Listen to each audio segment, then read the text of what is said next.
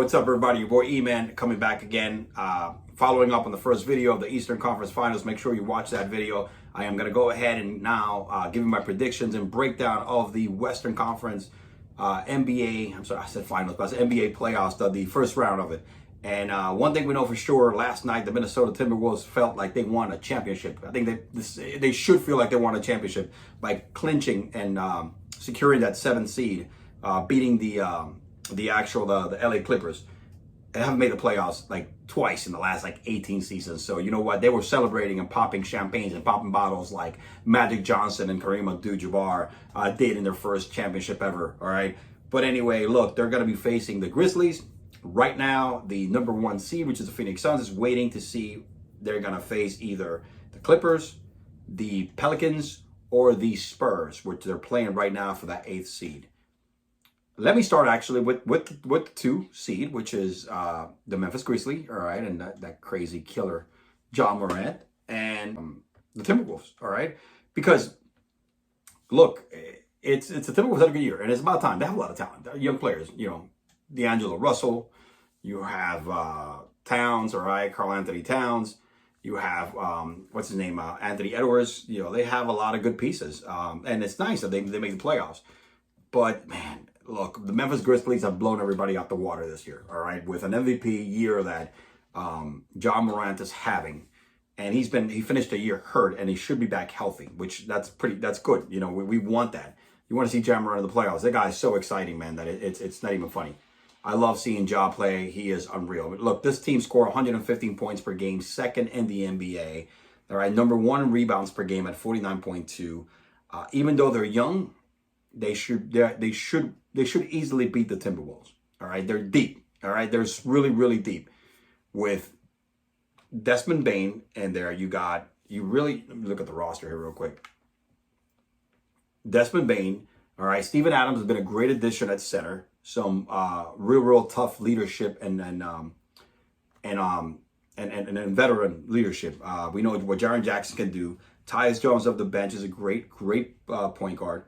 Dylan Brooks, another guy that can light it up and heat it up. They have a really deep team. I mean, and at the end of the day, it's all gonna end with Ja. All right, Ja Morant is the individual that's gonna be he's a superstar. And I'll be honest with you, superstars show up in the playoffs. Trae Young did it last year. So the playoffs is a game of which superstar shows up over the other team's superstar. I think Ja is gonna prove for his first time that he needs to prove that he's the man. He did it in the regular season. He's definitely out there with the MVP mentions. And honestly, I think they're gonna easily beat the Timberwolves. Look, again, like I said, the Timberwolves had a great season.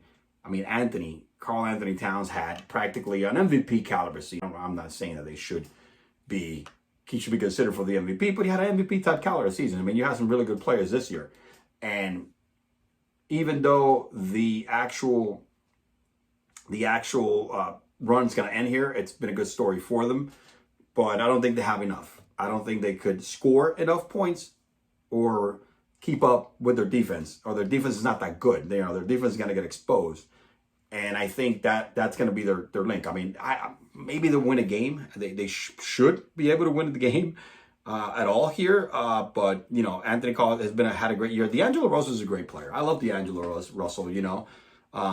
But regardless of the fact of how good Karl Anthony Towns was at 24 points a game, Edwards at 21, and D'Angelo Russell at 18, it's not going to be enough. I don't think they have the actual complete package in order to beat this team. It's crazy with these numbers, right? With these numbers, you think so. Even though they scored a lot of points this year. They're number 1 in the league in scoring points, but I think they're gonna get. I think the key metric here is going to be the fact that they're going to get out rebounded. They're going to get out rebounded. They're going to get out run out of the building. It's the other team's a little more athletic, but shout out to the Timberwolves. They had a great year. Let me see. Next, let's jump over and talk about the number 3 Golden State Warriors and the Denver Nuggets. Dangerous matchup for the Warriors, especially if you're not going to have 100% Steph Curry. Right now, the status for Game 1 is unlikely for Steph, but you know, let's break this one down real carefully, because first, let's let's go directly to Denver. We know what we have in Nikola Jokic, right? The guy had another MVP season. Last year's MVP, had another insane MVP season. But he won't be able to do it all on his own. That's the problem. 27.1 points per game, 13.8 rebounds, 7.9 assists. This guy led his own team in points, rebounds, blocks, steals, all right? He is like a complete human stat sheet, walking a bucket, all right? So, look, and it's nice. If Jamal Murray would play, that would be a different story, but that's not the case, all right? And it's a shame. They don't have enough. Aaron Gordon, not going to be enough. Will Barton's not going to be enough. That's pretty much it. That's the bottom line. But it's a nice story. They made it at number 6. Look, they have Porter out, Jamal Murray out, and Campazzo out. It's not going to be enough. It's not going to be enough. Jokic is not be able to do it all on his own. Again, the Golden State Warriors, when everybody is healthy, this team is scary.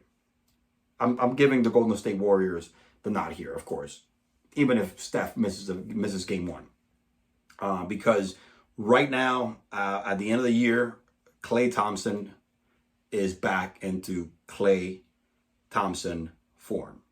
And Klay Thompson form, man, it's scary, especially when you get to the playoffs. I think 3 out of the last 5 games, he dropped over 30 points, had like 39 points the last game. Klay is looking the part. Klay is looking the part of what Klay used to do before. Scary, off the bounce, all right, off the curl, and also defending. Klay finished the season at 20.4 points per game, guys, with 32 games. And this is all him getting his legs on a shot. Steph, we know what Steph's going to get. And right now, like I said, let me look at the injury report. Right now, Steph Curry looks like it's going to be, he's been out. They're iffy about the game 1. Andrew Wiggins is day-to-day. He's probably going to play. But this team is very deep. Jordan Poole should be the most improved player this year. 18.5 points per game. Andrew Wiggins, former number 1 pick, was an all-star this year. And then, they have typical Golden State parts, right? Jonathan Kuminga, all right? Athleticism, speed, or rebound, all right? They got Draymond is doing Draymond what Draymond does, especially in the playoffs. Gary Payton Jr., all right? Another energy, 17 minutes a game guy. Damon Lee, another guy off the bench, a la Barbosa. And then, of course, they got so many role players that go in there and will actually play. And I'm forgetting about a great addition this year, which was Belgica. He's playing 21 minutes a game, and the guy is just, he's good. He comes in to get you 7 rebounds, about 6 points per game.